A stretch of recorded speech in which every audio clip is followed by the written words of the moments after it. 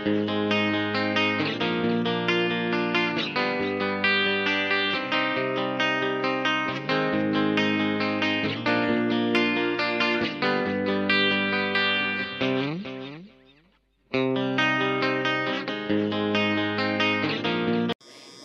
mga ka-ready! Magandang araw! Ngayong araw na to, magluluto tayo ng pansit bato. So, itong pansit na to, binili ko lang po sa Divisoria. At ito po yung ating mga sangkap. Chicken breast, sibuyas, bawang, onion leaves, and meron tayong patola, sayote, carrots. Yan po yung ating mga sangkap. And syempre, nilagyan din po natin ng repolyo.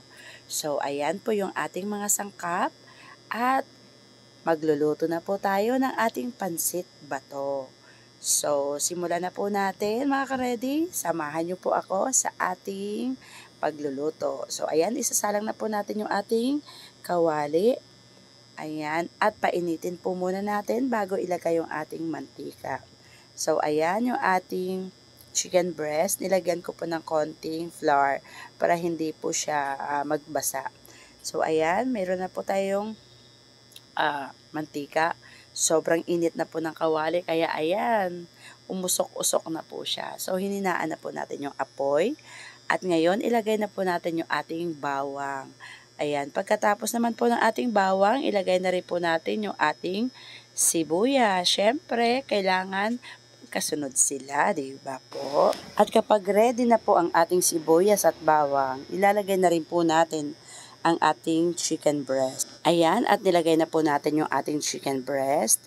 At syempre, kapag nag-brown na, ready na po yan para sa ating mga gulay. Pero bago yan, lalagyan po natin ng oyster sauce para yung lasa manunuot po doon sa chicken. So, ayan, lalagay na po natin. Konti lang po para yung chicken manunuot lang po yung lasa ng oyster sa chicken breast. So, ayan, halo-halo ng konti.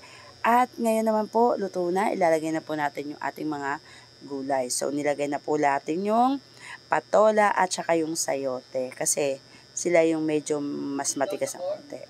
Ngayon, ayan na. Lagay na rin po natin yung ating carrots at susunod na rin po natin yung ating repolyo. So, ayan, konting halo-halo lang.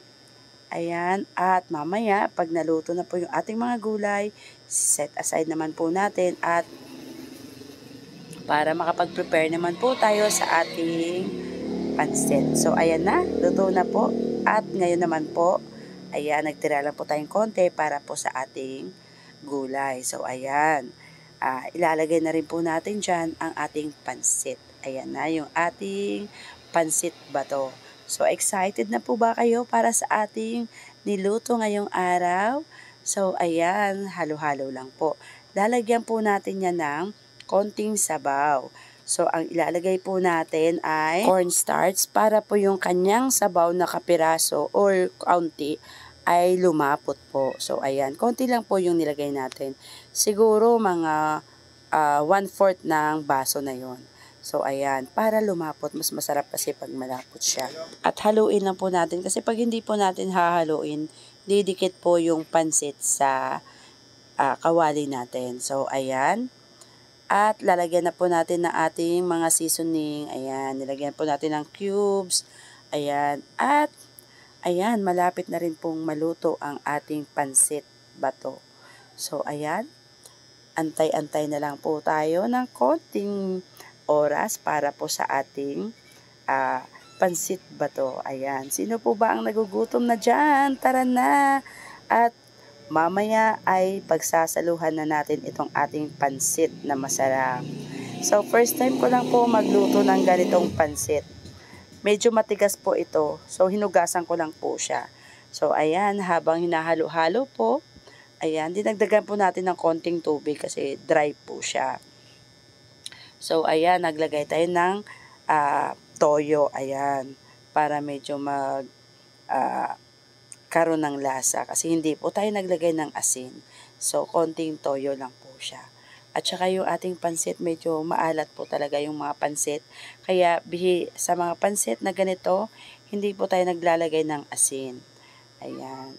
So, ayan, pakukuluin lang po natin at ilalagay na po yung ating mga gulay. So, ayan, nakita nyo po, kumukulo-kulo na. At ilalagay na po natin ang ating mga gulay. Tcharan! So, ayan, half cook lang po yung ating gulay kasi syempre, iluluto pa rin natin yan kasama ang pansit.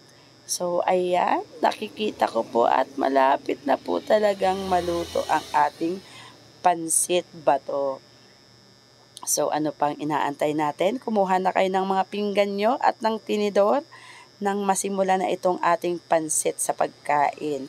Maraming salamat sa inyong panonood and don't forget to like, share, comment, and subscribe to my YouTube channel. Laging ready at huwag kakalimutan na i-click ang bell button para sa susunod pang mga video. So, ayan, naglagay rin po tayo ng isang itlog. Ayan. At ilagay na rin po natin yung iba pang mga sangkap. Ayan. Yung onion spring natin. So, ayan mga ka-ready. At tapos na ang ating pansit bato. So, tara, let's kainan na. Thank you for watching. God bless everyone. Bye mga ka-ready. See you again next vlog.